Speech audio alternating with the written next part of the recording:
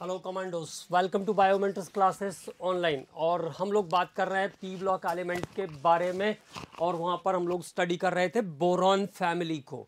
ठीक है, तो boron, aluminium, gallium, indium and thallium are the members of boron family. ये सब बोरॉन फैमिली के मेंबर हैं। बोरॉन नॉन मेटल है, बाकी सभी एलिमेंट मेटल हैं। इनिशियल मेंबर्स का स्टेबल ऑक्सीडेशन स्टेट +3, उसकी टेंडेंसी डाउन साइड जाने पर डिक्रीज होगी। थैलियम के लिए स्टेबल ऑक्सीडेशन +1। थैलियम के जो ट्राइवैलेंट हैलाइड होते हैं वो डिकम्पोज होकर के एल, जैसे TlCl3 है तो वो डिकम्पोज होकर TlCl बनने की कोशिश करता है। ठीक है, तो थैलियम एक ऐसा मेंबर है जो इसमें ऑक्सीडाइजिंग एजेंट के जैसा काम कर सकता है। थैलियम एक ऐसा मेंबर है जो ऑक्सीडाइजिंग एजेंट के जैसा काम कर सकता है। थैलियम का जो आयोडाइड है TlI3 वो फॉर्म नहीं होता है, क्योंकि थैलियम ऑक्सीडाइजिंग एजेंट के जैसा काम करता है और आयोडीन जो है वो रिड्यूसिंग एजेंट के जैसा, स्ट्रॉन्ग रिड्यूसिंग एजेंट के जैसा काम करता है, इसलिए TlI3 का फॉर्मेशन नहीं होता है। ठीक है, इसके बाद हमने बात किया तो गैलियम का जो साइज है वो एल्यूमिनियम से छोटा होता है, क्योंकि गैलियम में कंप्लीटली फिल्ड d ऑर्बिटल के प्रेजेंस के कारण स्क्रीनिंग इफेक्ट या शील्डिंग इफेक्ट जो होता है मिनिमाइज हो जाता है। ठीक है, तो this one is the important point. उसके बाद हम लोग फाइनली बात कर रहे थे बोरेन्स के बारे में। तो the compound of boron and hydrogen, boron और हाइड्रोजन के कॉम्बिनेशन से जो कंपाउंड बनते हैं उनको हम कहते हैं बोरेन्स। और बोरेन्स की दो वैरायटी होती है, BnHn+4 और BnHn+6। बोरेन की दो वैरायटी होती है, BnHn+4 और BnHn+6। सबसे कॉमन जो बोरेन है वो है B2H6 डाई बोरेन, जिसको हम कहते हैं। मैंने आपको दो टाइप के बोरोन होते हैं, BnHn+4 जिसको नीडो बोरेन कहते हैं और BnHn+6 वाले को आर्किनो बोरेन कहते हैं। उनके क्लासेस के बारे में बता दिया था। एंड फाइनली अब हम लोग बात करने वाले हैं आज B2H6 के बारे में। तो B2H6 को कहते हैं diborane. B2H6 is called diborane. B2H6 को क्या कहते हैं हम? डाई बोरेन कहते हैं। B2H6 is called diborane. तो डाई बोरेन को कैसे बना सकते हैं और उसकी क्या प्रॉपर्टीज है, इस बारे में हम लोग बात करेंगे। और सबसे इंपॉर्टेंट है डाई बोरेन का स्ट्रक्चर। तो डाई बोरेन के स्ट्रक्चर को आपको बहुत अच्छे से समझना है, बहुत क्लियरली समझना है, उसमें कुछ ना कुछ चीजें आ सकती है। ठीक है, अब बात करते हैं इसके प्रिपरेशन के बारे में। तो बोरॉन ट्राइक्लोराइड से कैसे बनाते हैं? तो preparation of diborane, preparation of diborane, B2H6 का प्रिपरेशन ऑफ डाई बोरेन। ठीक है, how to prepare diborane, diborane को हम कैसे बना सकते हैं उसके बारे में बात करना है। How to prepare diborane. Number 1, पहला method, from boron trichloride BCl3, direct याद रखना है इसको। BCl3 से हम डाई बोरेन पे कैसे जा सकते हैं? तो BCl3 से डाई बोरेन पे कैसे जा सकते हैं? बोरॉन ट्राइक्लोराइड को हाइड्रोजिनेशन कर सकते हैं। बोरॉन ट्राइक्लोराइड का हाइड्रोजिनेशन कर दीजिए in presence of copper aluminium couple as a reducing agent. Temperature is 450 degree centigrade, 450 degree centigrade तापक्रम पर। ठीक है, 450 डिग्री सेंटीग्रेड तापक्रम पर BCl3 को अगर आप हाइड्रोजन के साथ ट्रीट करते हो तो ये डाई बोरेन में कन्वर्ट हो जाएगा। B2H6 बन गया, और साथ में क्या निकल रहा है? क्लोरीन है 6, तो 6HCl एलिमिनेट कर जाएगा। तो एक तो मेथड ये हो गया डाई बोरेन बनाने का। दूसरा मेथड, BCl3 से बोरॉन ट्राइक्लोराइड से हम और कैसे जा सकते हैं? तो बोरॉन ट्राइक्लोराइड को हम LiAl LiAlH4 से ट्रीट कर सकते हैं। It is lithium aluminium hydride, क्या कहते हैं इसको? Lithium aluminium hydride. तो बोरॉन ट्राइक्लोराइड की रिएक्शन जब हम लिथियम एल्यूमिनियम हाइड्राइड के साथ कराते हैं, लिथियम एल्यूमिनियम हाइड्राइड के साथ कराते हैं, तब भी हमें B2H6 मिल जाएगा। This time also it gives B2H6। तो ये मिल गया आपको diborane B2H6 plus 3LiCl lithium chloride, 3LiCl plus AlCl3। कितने क्लोरीन है? तीन एल्यूमिनियम है आपके पास, तो 3 AlCl3 भी बन जाएगा। तो B2H6 को बनाने के लिए दो मेथड देखे हमने। बोरॉन ट्राइक्लोराइड को हाइड्रोजनेशन करके ले जा सकते हैं, बोरॉन ट्राइक्लोराइड को हम LiAlH4 लिथियम एल्यूमिनियम हाइड्राइड के साथ ट्रीट करके भी डाइबोरेन में कन्वर्ट कर सकते हैं। तो there are two methods. Okay, अब बात करते हैं अगले मेथड पर, नेक्स्ट मेथड। तो व्हेन बोरॉन ट्राइफ्लोराइड, तीसरा मेथड है, when boron trifluoride is treated with sodium hydride NaH। Boron trifluoride को NaH के साथ अगर हम रिएक्शन कराते हैं, NaH के साथ अगर हीट कर देते हैं, तब भी हमें B2H6 मिल जाएगा। तो boron trifluoride with NaH, sodium hydride NaH, जहां पर हाइड्रोजन का ऑक्सीडेशन नंबर -1 होता है। ये मेटल हाइड्राइड की खास बात होती है। इन case of metal hydride the oxidation number of hydrogen is -1। Okay, तो यहां से आपको मिल जाएगा B2H6 डाइबोरेन, यहां से भी आपको मिल जाएगा B2H6 और 6 सोडियम फ्लोराइड NaF बन जाएगा अगला कंपाउंड, अगला बाय प्रोडक्ट आपके पास। ठीक है, तो it is some methods which is used to prepare diborane. तो ये हमने बात किया डाइबोरेन के प्रिपरेशन के बारे में। अब बात करते हैं अगले रिएक्शन पर, तो प्रॉपर्टीज पर बात करते हैं। तो कलरलेस गैस के फॉर्म में मिलता है डाइबोरेन। डाइबोरेन क्या है? कलरलेस गैस के फॉर्म में मिलता है, स्टेबल एट लो टेम्परेचर। तो B2H6 डाइबोरेन B2H6 कैसा है? कलरलेस गैस है, कलरलेस गैस के फॉर्म में मिलता है, कलरलेस गैस के फॉर्म में मिलता है, स्टेबल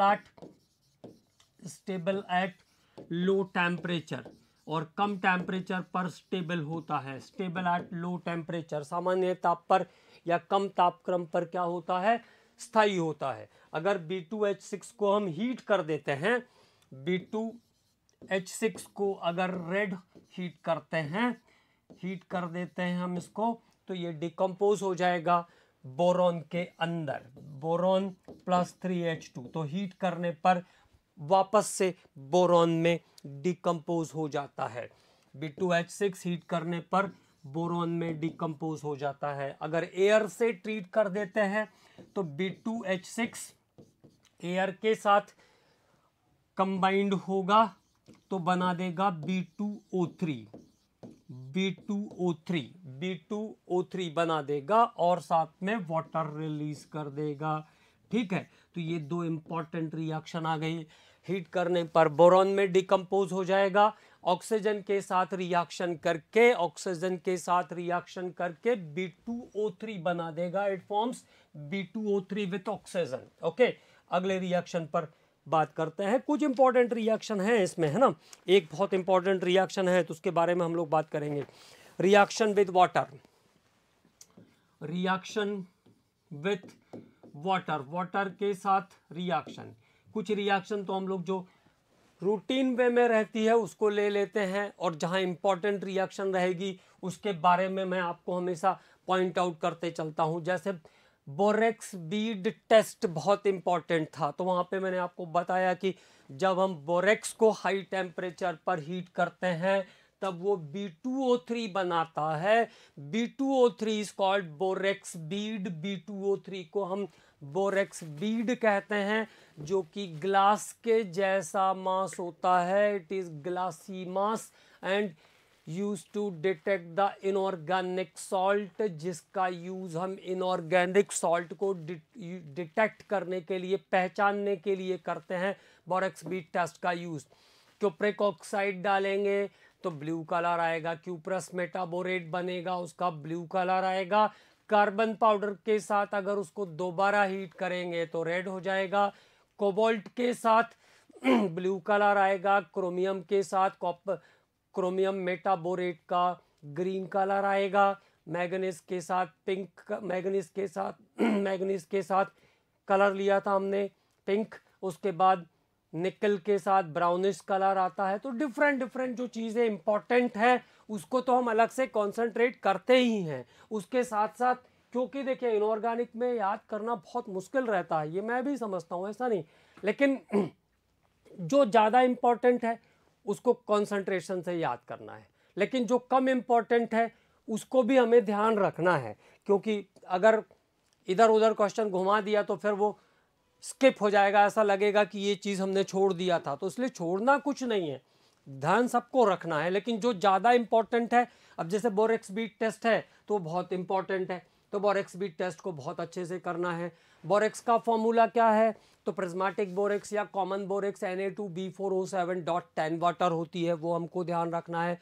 अगर हम ज्वेलर्स बोरेक्स पे जाएंगे तो Na2B4O7.5 वाटर हो जाएगी। ज्वेलर्स बोरेक्स का यूज़ होता है गोल्ड के दो वायर को कनेक्ट करने के लिए यूज़ करता है, डायरेक्टली मैंने कहा था, बिना किसी मेटल के यूज़ के। तो इस तरीके से क्या इंपॉर्टेंट है और क्या कम इंपॉर्टेंट है। लेकिन कॉम्पिटिटिव एग्जाम में क्या है कि हर चीज़ को ढूंढ करके उसमें से चीज़ें निकाल कर लाते हैं, तो वहाँ पे हमको ये ध्यान रखना होगा कि चीज़ें हमें सब पता होनी चाहिए, कम इंपॉर्टेंट हो ज़्यादा इंपॉर्टेंट हो वो तो बात की बात है, पता हमको सब कुछ होना चाहिए, ठीक है। तो अब बात कर लेते हैं जरा B2H6 के वाटर के साथ रिएक्शन के बारे में। तो B2H6 डाइबोरेन जब वाटर के साथ रिएक्ट करता है, तो डाइबोरेन वाटर के साथ रिएक्ट करेगा तो क्या बनाएगा? बोरिक एसिड बनाएगा, H3BO3, H3BO3 बना के देगा आपको, बोरिक एसिड बनाएगा, साथ में हाइड्रोजन गैस इवॉल्व होगी, तो बोरिक एसिड का फॉर्मेशन करता है, ठीक है। रिएक्शन विथ स्ट्रॉन्ग एल्कली, अगर एल्कली के साथ रिएक्ट करेगा तो मेटाबोरेट बनता है, एल्कली के साथ रिएक्ट करेगा तो मेटाबोरेट बनाएगा B2H6 प्लस एल्कली। तो aqueous solution of alkali use होता है, KOH प्लस वाटर, तो एल्कली के साथ मेटाबोरेट बनाएगा, मेटाबोरेट, अब पोटाशियम मेटाबोरेट बनेगा तो 2KBO2 इसका फॉर्मूला हो जाएगा। फॉर्मूले ध्यान रखने पड़ते हैं, 2KBO2 बनेगा, 6H2 बाहर निकल जाएगी। तो क्या बनाया इसने? KBO2, potassium metaborate, potassium metaborate बना दिया। अब एक इंपॉर्टेंट रिएक्शन है इसमें, उसके बारे में हम लोग अलग से बात कर रहे हैं, रिएक्शन विथ अमोनिया। तो this one is the important reaction, ये बहुत इंपॉर्टेंट रिएक्शन है, रिएक्शन विथ अमोनिया, अमोनिया के साथ डाइबोरेन की रिएक्शन, ठीक है, अमोनिया के साथ डाइबोरेन की reaction. At low temperature it form addition product, कम तापक्रम पर योगात्मक यौगिक बनाता है। तो पहली कंडीशन क्या ध्यान रखना है? Eight low temperature, eight low temperature it forms, at low temperature it forms addition product, addition product, योगात्मक यौगिक बनाता है कम तापक्रम पर, at low temperature it form addition product। तो जब टेम्परेचर कम रहेगा तो एडिशन प्रोडक्ट बनाएगा, that is B2H6 plus ammonia तो एडिशन प्रोडक्ट बना देगा B2H6 dot ammonia, B2H6 dot two ammonia. Electron deficient होता है, अमोनिया लुईस बेस के जैसा काम करता है, इसलिए इसने एक एडिशन प्रोडक्ट बनाया। अब अगली कंडीशन क्या ध्यान रखना है, when heated at 200 degree centigrade, when heated at 200 degree centigrade, और जब इसको 200 के आसपास के तापक्रम पर गर्म करेंगे, heated at 200 degree centigrade, it forms a volatile compound, it forms a volatile compound, तब ये एक वाष्पशील यौगिक बनाता है। वॉलेटाइल कंपाउंड जब 200 डिग्री सेंटीग्रेड या उससे ऊपर हीट करेंगे तो वॉलेटाइल कंपाउंड बनाएगा। It forms a volatile compound, it is called borazole, called borazole. इसको क्या कहते हैं, बोराजोल कहते हैं। इट इज कॉल्ड बोराजोल और इनऑर्गेनिक बेंजीन, और इनऑर्गेनिक बेंजीन, इसको बोराजोल और इनऑर्गेनिक बेंजीन कहते हैं। बोराजोल और इनऑर्गेनिक बेंजीन कहते हैं। तो जब बोरान और डाइबोरेन को अमोनिया के साथ ट्रीट करते हैं, डाइबोरेन को अमोनिया के साथ ट्रीट करते हैं, तो लो टेम्परेचर पर एडिशन प्रोडक्ट बनता है। जब टेम्परेचर 200 डिग्री सेंटीग्रेड के आसपास पहुंचता है, तब ये वॉलेटाइल कंपाउंड बनाता है, जिसको हम बोराजोल और इनऑर्गेनिक बेंजीन भी कहते हैं। तो ये एक बहुत इंपॉर्टेंट बात है, ये ध्यान रखना है। तो ये ये है डाइबोरेन का कॉम्बिनेशन किसके साथ, अमोनिया के साथ, डाइबोरेन का रिएक्शन अमोनिया के साथ। तो बोराजीन, बोराजोल और इनऑर्गेनिक बेंजीन कहते हैं इस कंपाउंड को हम, ठीक है। तो B2H6 जो था आपका रिएक्टेंट यहाँ पे था B2H6, तो B2H6 डॉट टू अमोनिया का जो आपका एडिशन प्रोडक्ट था, एडिशन जो प्रोडक्ट है हमारा, इसका ये अब 200 डिग्री सेंटीग्रेड, तो 200 डिग्री सेंटीग्रेड के अराउंड जाने पर ये B3N3H6 में ब्रेक हो जाएगा। बोराजोल, बोराजीन, और इसको हम इनऑर्गेनिक बेंजीन भी कहते हैं। कई बार ये क्वेश्चन इनऑर्गेनिक बेंजीन के नाम से आ चुका है।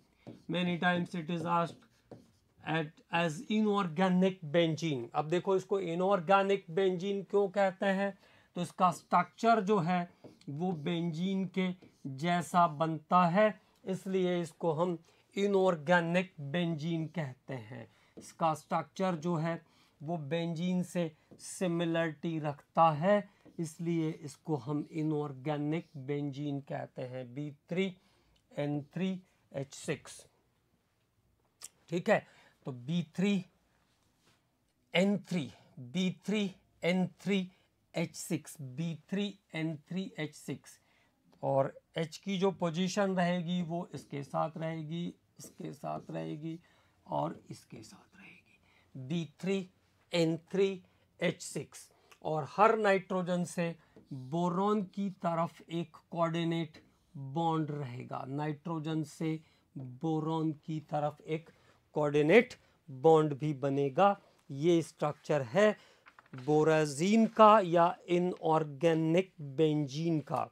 This is the structure of borazine, this is the structure of borazine, ठीक है।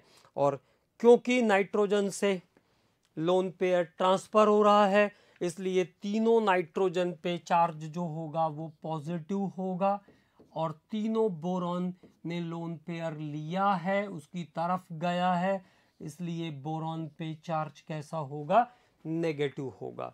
तो ये बोराजीन का स्ट्रक्चर है।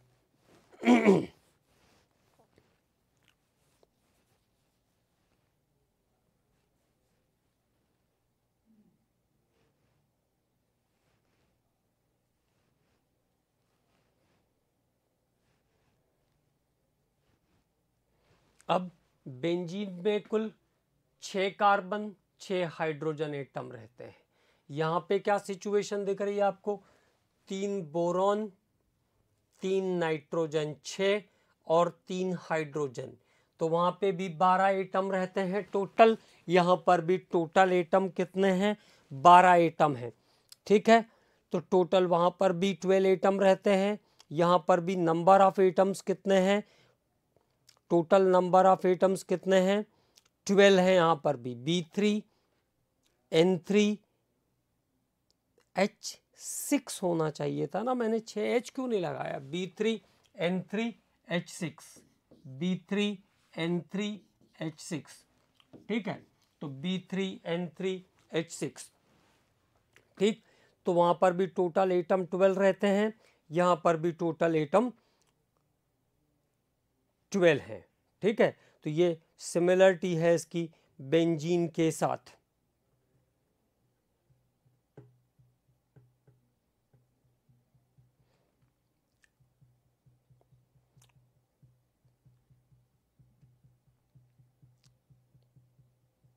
और एक और इम्पॉर्टेंट बात ध्यान रखना है, जैसे हमने कहा C6H6, बेंजीन कैसा है, C6H6। तो अगर बेंजीन के कुल इलेक्ट्रॉन काउंट करोगे आप, बैलेंस सेल वाले कुल आप टोटल इलेक्ट्रॉन अगर काउंट करके देखोगे बेंजीन में, तो कितने मिल जाएंगे बेंजीन में कुल इलेक्ट्रॉन आपको। कार्बन के पास है 6, कार्बन के पास कितने इलेक्ट्रॉन, 6। कितने कार्बन है, 6 कार्बन है। कितने कार्बन है, 6 कार्बन है। तो कितने हो गए, 36, और 6 इलेक्ट्रॉन हाइड्रोजन से लिया, तो 36 इलेक्ट्रॉन किसके पास से आए, कार्बन के पास से। कितने कार्बन है, 6। एक कार्बन के पास कितने इलेक्ट्रॉन है, 6। तो टोटल 6 कार्बन के पास कितने हो गए, 36। 6 इलेक्ट्रॉन हाइड्रोजन से ले लिया, हाइड्रोजन के पास से कितने लाया, 6 इलेक्ट्रॉन। तो टोटल नंबर ऑफ इलेक्ट्रॉन कितने हो गए, 42। बेंजीन में कुल टोटल 42 इलेक्ट्रॉन है, बेंजीन में कुल टोटल 42 इलेक्ट्रॉन है। अब यहाँ पे देखो आप, बोरॉन के पास कितने हैं, 5। तो बोरॉन के पास, एक बोरॉन के पास 5, तो टोटल 3 बोरॉन है, तो कितने इलेक्ट्रॉन हो गए, 15। बोरॉन के पास के 15, हाइड्रोजन के पास के 6, हाइड्रोजन के पास 6 हाइड्रोजन है, तो कितने इलेक्ट्रॉन हो गए, 6। अब नाइट्रोजन के गिन लो, कितने नाइट्रोजन है, 3। तो नाइट्रोजन के पास कितने हो गए, 7 3 21।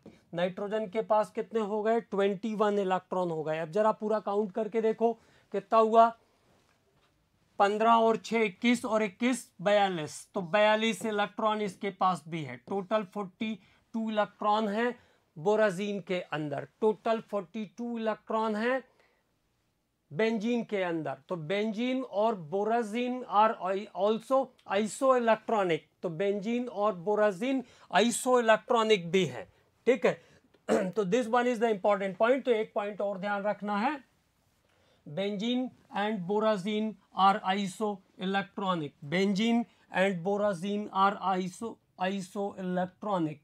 तो अगली बात जो हम करने वाले हैं, B2H6 B3N3H6 sorry B3N3H6 B3N3H6 and C6H6 benzene are also isoelectronic भी हैं ये दोनों। तो बेंजीन और बोराजीन एक दूसरे के साथ साथ आइसोइलेक्ट्रॉनिक भी हैं। This one is the important point, benzene और बोराजीन एक दूसरे के साथ आइसोइलेक्ट्रॉनिक भी हैं, तो ये बात भी ध्यान रखना है, ठीक है। तो ये हुआ आपका बोराजीन से रिलेटेड पॉइंट। बोराजीन बहुत इंपॉर्टेंट है, तो जब अमोनिया के साथ बोरोन B2H6 को ट्रीट करते हैं तो पहले एडिशन कंपाउंड बनता है, लेकिन हाई टेम्परेचर पर वो वोलेटाइल वेपर्स में कन्वर्ट हो जाता है। इट इज B3N3H6, ठीक है, जिसका स्ट्रक्चर बेंजीन के स्ट्रक्चर के जैसा है। बेंजीन और बोराजीन एक दूसरे के साथ आइसो इलेक्ट्रॉनिक हैं। Benzene and borazine are the isoelectronic, दोनों कैसे हैं? आइसो इलेक्ट्रॉनिक हैं। तो this is the important point, ये ध्यान रखना है। अब बात करेंगे डाइबोरेन के स्ट्रक्चर के बारे में, तो बहुत आराम से सीखते हैं, बहुत इंपॉर्टेंट है इसका structure. Structure of diborane, structure of diborane, B2H6 का स्ट्रक्चर ऑफ डाइबोरेन। तो पहले जरा हम इसको कंपेयर कर लेते हैं। जैसे देखो मैंने कहा C2H6 और B2H6, C2H6 और B2H6, इथेन और डाइबोरेन, इथेन और डाइबोरेन। तो जरा इथेन की बात करो। इथेन में कार्बन के पास 4 बैलेंस इलेक्ट्रॉन हैं, कार्बन के पास 4 बैलेंस इलेक्ट्रॉन हैं। तो ये क्या करेगा? 3 हाइड्रोजन से फ्रेंडशिप और 1 कार्बन से फ्रेंडशिप कर सकता है।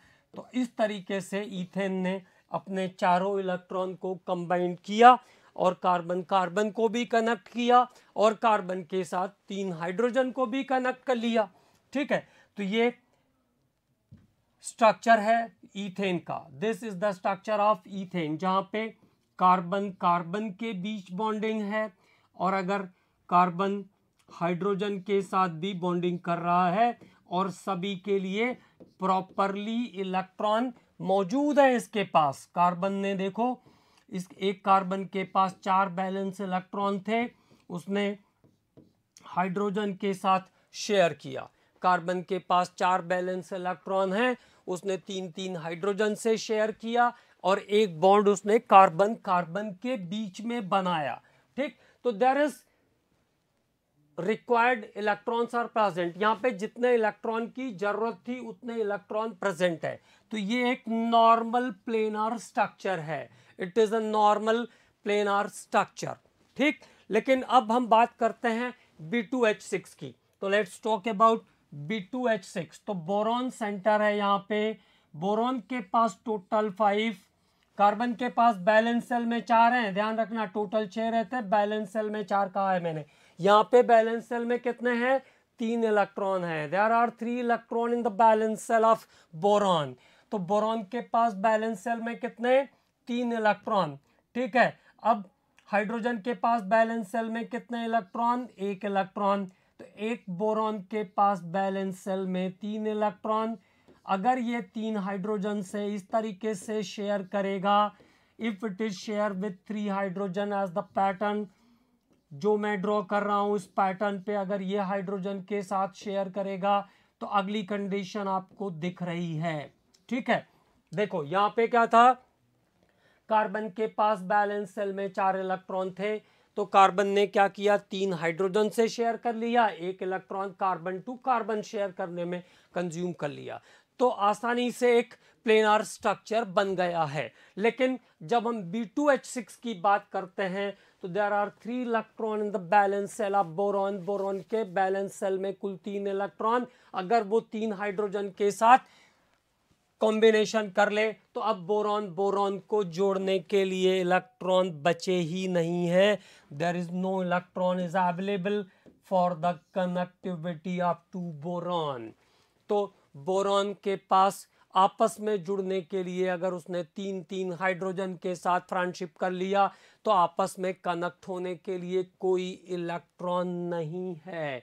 It means it's planar structure like ethane is not possible. इसका मतलब उसका इथेन के जैसा स्ट्रक्चर बोरेन में पॉसिबल नहीं है, because there is no electron is available for connect the B and B atom, क्योंकि बोरॉन बोरॉन को जोड़ने के लिए कोई भी फ्री इलेक्ट्रॉन प्रेजेंट नहीं है। ओके, तो क्या ध्यान रखेंगे? पहली बात ये ध्यान रखना है, planar structure of diborane is not possible.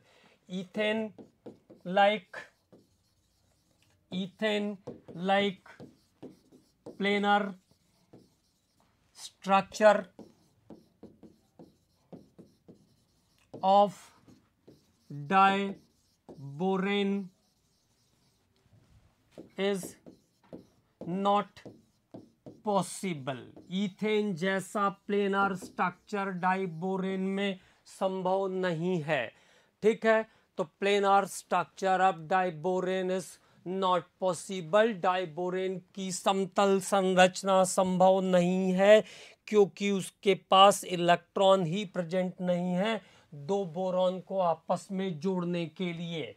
तो there is no sufficient amount of electron which are utilized to connect the boron. तो अब क्या करेगा? अब अगर डाइबोरेन वेपर एग्जिस्ट कर रही है, मतलब उसने कुछ ना कुछ तो किया होगा स्ट्रक्चर के लिए। तो देखो व्हाट हैपेंस नाउ। तो अब बात को समझते हैं। दो बोरॉन एटम एक प्लेन में है, two boron atoms are lie in a plane. दो बोरॉन एटम एक तल पर उपस्थित हैं। ठीक, अब बोरॉन के पास कुल इलेक्ट्रॉन कितने थे? बैलेंसी वाले 3 इलेक्ट्रॉन थे। 3 electron are there in the balance cell. Boron के पास, हर बोरॉन के पास 3 इलेक्ट्रॉन बैलेंस सेल में है। उस 3 इलेक्ट्रॉन में से 2 इलेक्ट्रॉन इसने खर्च कर लिए हाइड्रोजन के साथ दोस्ती करने में। तो each boron share with 2 hydrogen atom by the covalent bond. Her boron ने 2 हाइड्रोजन एटम के साथ क्या किया? कोवेलेंट बॉन्ड का फॉर्मेशन किया। तो हर बोरॉन ने 2 हाइड्रोजन के साथ क्या किया? कोवेलेंट बॉन्ड का फॉर्मेशन किया। It means it is share with, every boron is share with 2 hydrogen atom. Her boron ने 2 हाइड्रोजन एटम के साथ शेयर किया। ठीक, तो boron atom lie in the same plane and share with 2 hydrogen atom। तो 2 electron तो इसने यहां खर्च कर लिया। बोरॉन के पास बैलेंस सेल में कितने इलेक्ट्रॉन? 3। उसमें से उसने क्या किया?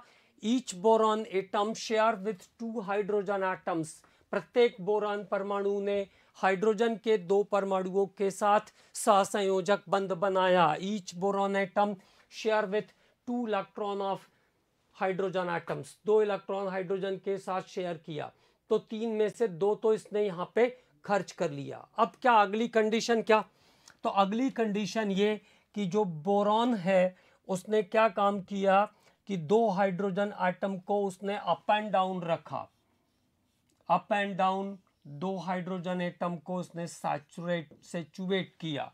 ठीक है, तो 2 hydrogen atoms present up and down. 2 hydrogen atom up and down हैं। अब इस अप एंड डाउन वाले हाइड्रोजन में अब देखो कितने इलेक्ट्रॉन बचे? एक बोरॉन के पास केवल एक ही इलेक्ट्रॉन बचा है, तो वो दोनों से शेयर तो कर ही नहीं सकता, वो तो पॉसिबल ही नहीं है। ठीक, तो क्या काम करेगा? देखो, अब वो एक डिफरेंट टाइप की बॉन्डिंग करेगा। It forms a different type of bond with boron boron. जैसे स्प्रिंग होता है ना, झूला, एक कोने पे जुड़ा रहता, दूसरे कोने पे भी जुड़ा रहता, लाइक दिस। तो इस टाइप की बॉन्डिंग करेगा बोरॉन हाइड्रोजन के साथ। तो एक बार बोरॉन का एक इलेक्ट्रॉन और हाइड्रोजन का एक इलेक्ट्रॉन इधर है, तो अगले बार बोरॉन का एक बॉन्ड और हाइड्रोजन का एक बॉन्ड इधर रहेगा, एक इलेक्ट्रॉन इधर रहेगा। उससे ऊपर वाला भी जुड़ा हुआ है और नीचे वाला भी जुड़ा हुआ है। ठीक, तो यहां की जो कंडीशन है ब्रिज, इसको हम कहते हैं। तो फिर से एक बार स्ट्रक्चर पे बात कर लेता हूं मैं। तो 2 बोरॉन एटम, हर बोरॉन एटम 2 हाइड्रोजन एटम के साथ कोवेलेंट बॉन्ड फॉर्म करता है। Each boron atom form 2 covalent bond with hydrogen atom. दो कोवेलेंट बॉन्ड बना लेता है ये हाइड्रोजन एटम के साथ, दो कोवेलेंट बॉन्ड बनाता है किसके साथ, हाइड्रोजन एटम के साथ। और इसके बाद इसके जो दो कॉर्नर हैं, इसके जो दो कॉर्नर हैं BHB, तो तीन कॉर्नर हुए और वो दो इलेक्ट्रॉन से एक दूसरे के साथ कंसल्ट कर रहे हैं, स्प्रिंग जैसा, जैसे स्प्रिंग झूला ऐसा रहता ना, ऐसा इस टाइप से। तो यहाँ पे एक ने शेयर कर दिया, यहाँ से दूसरे ने शेयर कर दिया और बीच में आके जुड़ गया, ऐसा बॉन्डिंग हो रहा है इसके बीच। ठीक है, तो बाहर का जो बॉन्ड एंगल है वो 122 डिग्री, अंदर का 97, और बाहर की इधर H और इधर का जो एंगल रहता है ये 122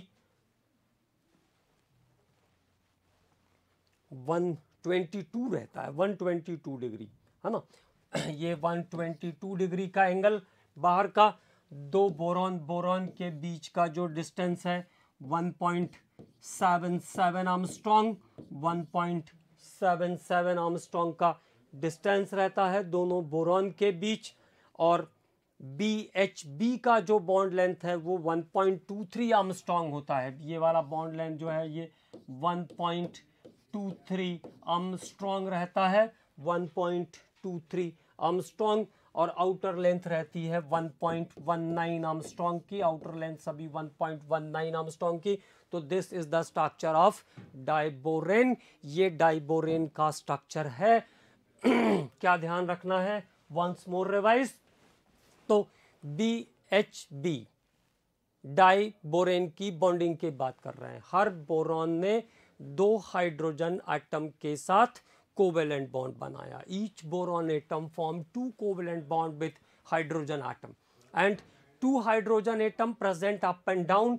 दो hydrogen atom up and down मतलब ऊपर नीचे उपस्थित रहते हैं। And it forms the bridge, और ये ब्रिज स्ट्रक्चर या सेतु संरचना को निर्मित करते हैं। It forms the bridge. In case of bridge there are two electrons which connect the three corners, जहां पे ब्रिज के अंदर दो इलेक्ट्रॉन रहते हैं जो कि तीन कोनों को जोड़ते हैं। So this structure is also called 2E3C, to electron three corner compound, इसलिए इसको हम to electron three corner compound भी कहते हैं। And the bonding of the bridge is called banana bond, और ब्रिज की जो बॉन्डिंग है इस बॉन्ड को हम बनाना बॉन्ड कहते हैं। ये भी ध्यान रखना है, ये क्वेश्चन आ चुका है। तो बनाना बॉन्ड वाला कंपाउंड कौन सा है, diborane. What is there, two electron three corner, 2E3C compound भी कहते हैं इसको हम शॉर्ट फॉर्म में। 2E3C कंपाउंड कौन सा है, तो B2H6 का स्ट्रक्चर 2E3C कंपाउंड का एग्जांपल है। ठीक है, तो दो बोरॉन एटम प्लेन में रहेंगे। Each boron atom form two covalent bond with hydrogen atom. प्रत्येक बोरॉन परमाणु दो हाइड्रोजन के साथ साथ संयोजक बंध बनाता है।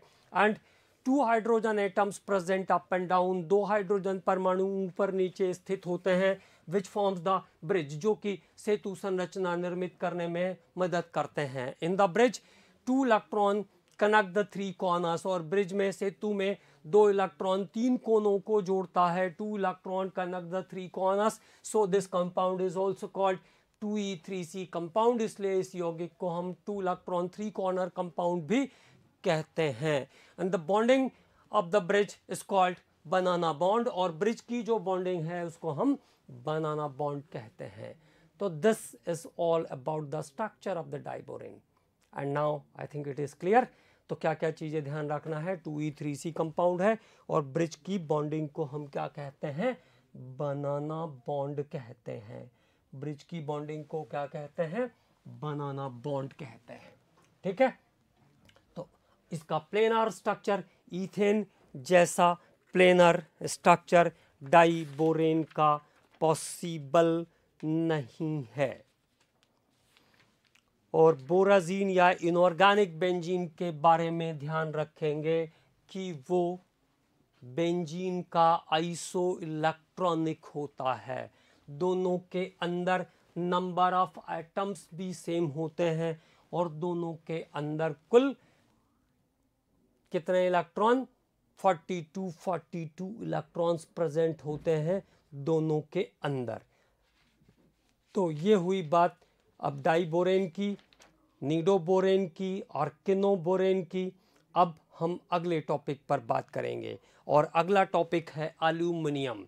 तो मैंने आपसे कहा था कि एल्यूमिनियम की जो भी रिकवरी और जो भी रिकवरी से रिलेटेड प्रोसेस है उन सब पे हम लोग यहीं पर बात करने वाले हैं। तो एल्यूमिनियम क्या हो रहा है, ये what happens this aluminium most abundant metal on the earth crust, most abundant metal on the earth crust। पृथ्वी की सतह पर सर्वाधिक मात्रा में पाई जाने वाली धातु, मेटल कहा मैंने, ये ध्यान रखिएगा, मैंने एलिमेंट नहीं कहा है। पृथ्वी की सतह पर सर्वाधिक मात्रा में पाई जाने वाली धातु है aluminium, most abundant metal on the earth crust. अगर ऐसा क्वेश्चन आया कि सबसे ज्यादा एलिमेंट कौन सा मिलता है अर्थ क्रस्ट में, the answer is oxygen, near about 50%, 50% के आसपास ऑक्सीजन है अर्थ क्रस्ट के अंदर। अब आपको ऐसा लगेगा कि सर ने कहा कि पृथ्वी के अंदर ऑक्सीजन है बहुत सारी, लेकिन हम गड्ढा खोदते हैं तो एक भी बार ऑक्सीजन निकलती हुई उड़ती हुई दिखाई हमें नहीं देती है, ठीक है ना। जैसे आपको लगे भैया बहुत ऑक्सीजन है पृथ्वी के अंदर, ऐसा मैंने कहा, तो चलो सांस लेने के लिए कम पड़ रही तो ऑक्सीजन पृथ्वी के अंदर से खोद के निकाल लेते हैं, है ना। कई बार दिमाग में पता नहीं क्या क्या चीजें आती रहती, ठीक। तो गड्ढा खोदा तो पता चला ऑक्सीजन ही नहीं निकल रही। अब बोले सर ने कहा था, मतलब इसका मतलब सर कुछ गड़बड़ कह रहे थे। मैंने ऐसा कुछ नहीं कहा, मैंने कहा अर्थ क्रस्ट के अंदर सबसे ज्यादा अमाउंट में मिलने वाला एलिमेंट है oxygen, but it is in combined state. जैसे आप देखोगे तो iron Fe2O3 Fe3O4, tin SnO2 SnO, Pb PbO2 PbO, copper Cu2O CuO, all the metals are combined in combined form of their oxide। तो वो free oxygen, जैसा आपको atmosphere में oxygen है ऐसा फ्री ऑक्सीजन नहीं है कि आप उसको इनहेल कर लोगे। तो सबसे ज्यादा अर्थ क्रस्ट के अंदर मिलने वाला एलिमेंट ऑक्सीजन। सेकंड नंबर पर सिलिका, रेत, सैंड, 28% के आसपास। जब मैं मेटलर्जी पढ़ाऊंगा तो ये डिस्क्रिप्शन भी मैं आपको दूंगा, लेकिन कंफ्यूजन ना हो इसलिए बता दे रहा हूं।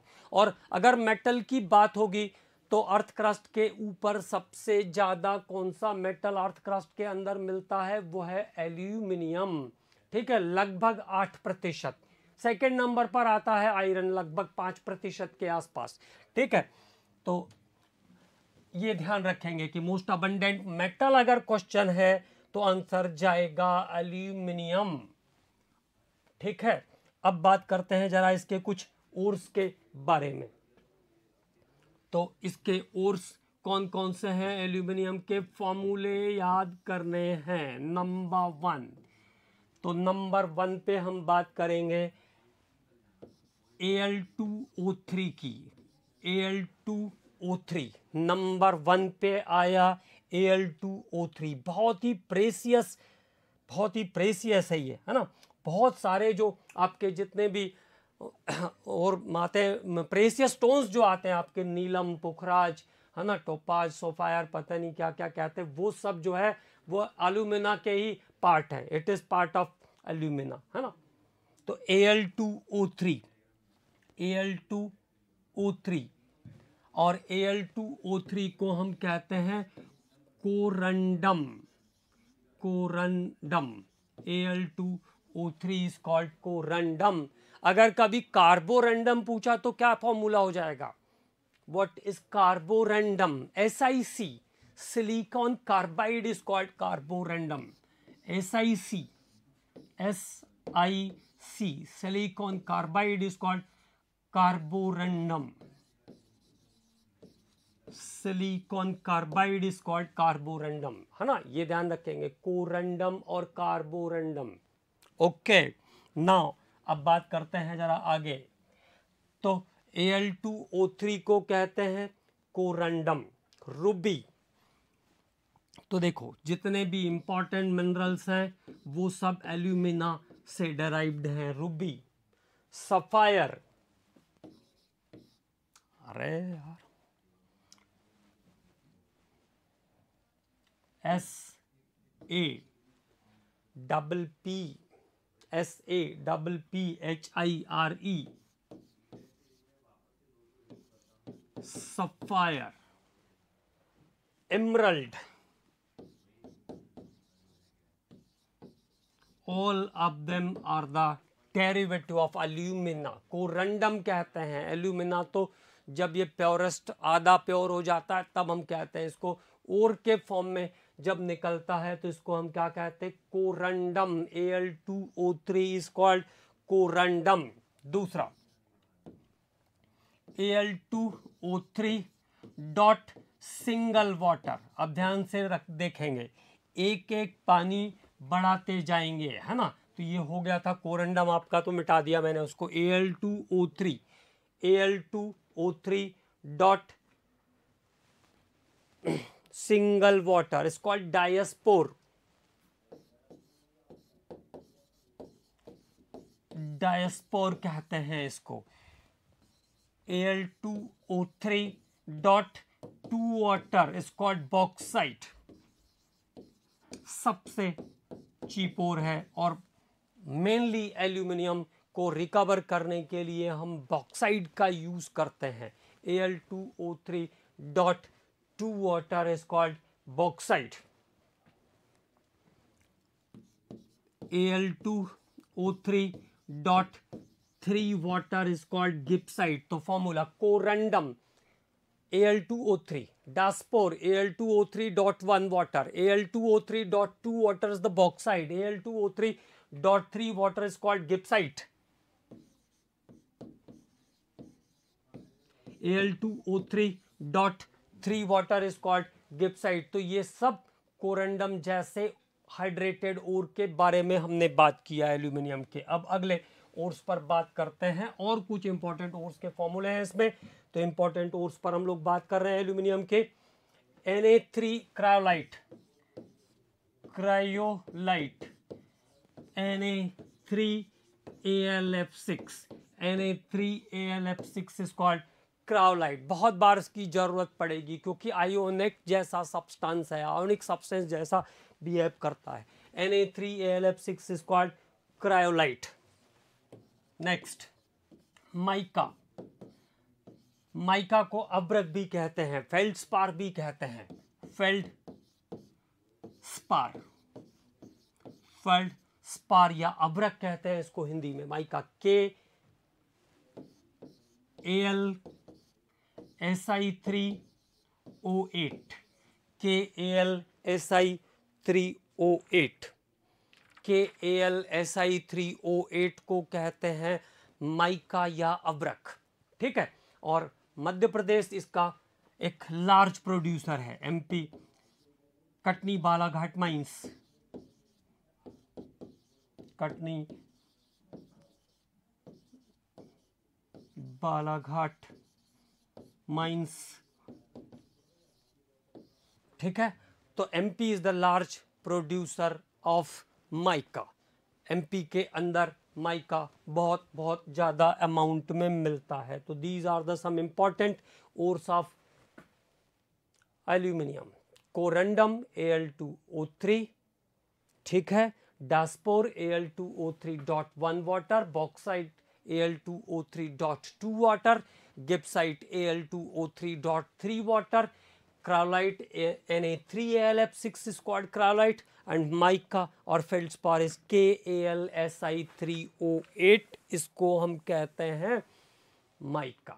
और MP माइका का एक लार्ज प्रोड्यूसर है, ये ध्यान रखना है। कटनी बालाघाट माइंस के अंदर अब्रक का प्रोडक्शन होता है, ठीक है। अब इसके बाद एल्यूमिनियम की मेटलर्जी से अगले लेक्चर में हम लोग आगे चलेंगे, और इसमें जो जो इम्पोर्टेंट बातें आई है उसको सबको याद रखना है। बोराजीन बहुत इम्पोर्टेंट था, टाई बोरेन का स्ट्रक्चर बहुत इम्पॉर्टेंट है, और एल्यूमिनियम के ओर्स तो इम्पॉर्टेंट है ही, उसमें तो कोई डाउट ही नहीं है। ठीक है, तो मेनली 3-4 इम्पॉर्टेंट बातें आई, लेकिन क्योंकि बाकी चीज़ें भी मैंने आपसे कहा कि हम किसी चीज़ को स्किप नहीं कर सकते कि ये इम्पॉर्टेंट नहीं है तो इसको स्किप कर दें, ऐसा कोई फंडामेंटल राइट हमको बनाना नहीं है, क्योंकि सभी चीज़ें हमारे लिए इम्पॉर्टेंट है। कौन सी चीज़ पूछेंगे इसके बारे में हमें कोई जानकारी नहीं रहती है। हालांकि हम कोशिश करते हैं कि क्या इम्पॉर्टेंट है, क्या से उसको अच्छे से रिवाइज कर ले, तो वो तो मैंने आपसे पहले से फर्स्ट डे से कह के रखा है कि आपको ज़्यादा जो पोर्शन जो जहाँ से क्वेश्चन आते ही आते हैं उन पर ज़्यादा कॉन्सेंट्रेट करना है। ठीक है, तो अगले लेक्चर में हम लोग बात करते हैं एल्यूमिनियम की मेटलर्जी के बारे में और उससे रिलेटेड प्रॉपर्टी के बारे में।